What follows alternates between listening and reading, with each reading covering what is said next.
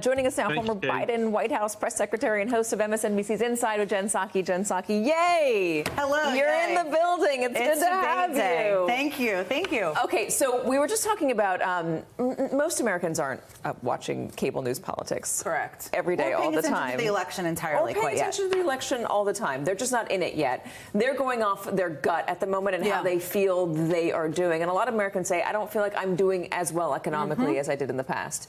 The numbers economically obviously tell a much different story, but numbers aren't people. Right. So how does Joe Biden talk to people who don't feel good when the numbers feel good and look good? The key thing, Katie, is it's to remember that it's about the vibes and it's about how you make people feel. I love how vibes has become just a term that we use all the time now. It is that in the sense that, if you're in the campaign, the thing you probably worry about right now is Joe Biden wanting a listicle of his accomplishments and to list that off and prove to people, or for him to focus on listing the data of what his accomplishments have done. If he starts listing infrastructure projects, it's not going well in the debate if you're sitting in the campaign.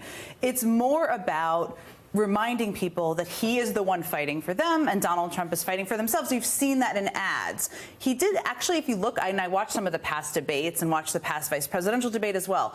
If you look back at the debates, even in the primaries, occasionally Joe Biden would do this. He would say, if you're sitting out there, I'm a person who's fighting for you and I'm a person who's going to work on economic things for you. I'm going to work on getting you a better job. That's what he needs to do, is speak directly to the people at home. I think that's what will help him in a forum like this. But does he have to say, acknowledge that some people don't feel good? Like, I understand that you don't feel as good as you want to feel. I understand that the economy doesn't look the way that you want it to look, but these numbers are here, and I believe that these numbers will set in. I mean, what is the message? Does he need to acknowledge that people don't feel great? I don't think it's framed exactly that way, and I don't think it's about the numbers and how he should talk about it. It's more about framing it as a contrast with the other guy. That's what every campaign is about. And if you look back at 2012, I was working for President Obama when he ran for re-election. There are some actual similarities in some of the messaging that I think might work here.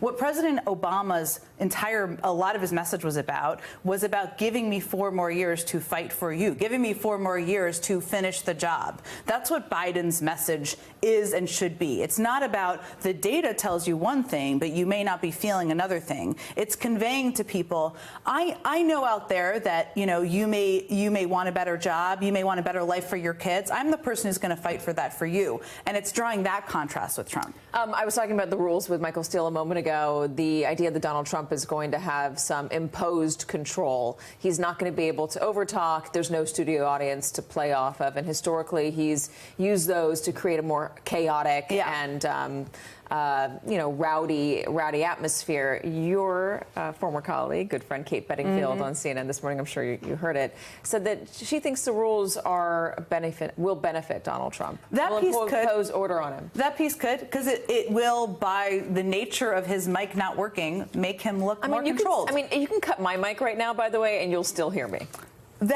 I'll still be picked up on your mic. Well, that might be, but you won't hear it totally clearly in the audience. And CNN is covering, it's on television, so they don't have other reporters, I think, in the room. So it won't really matter if. No, but what I'm saying is, if he keeps talking, you'll still see that. You'll still hear that he's continuing to talk despite the mic cut. But I still think the mic being cut means his kind of nasty rants that are inclined in his soul, you won't hear. But do you think that, there have been folks on our network, Jen Palmieri has argued that you should hear more of those nasty rants, more of who Donald Trump is. I agree. Okay. So the point is that if you cut off his mic, and which is how the rules are. So you would have said, no, don't do that.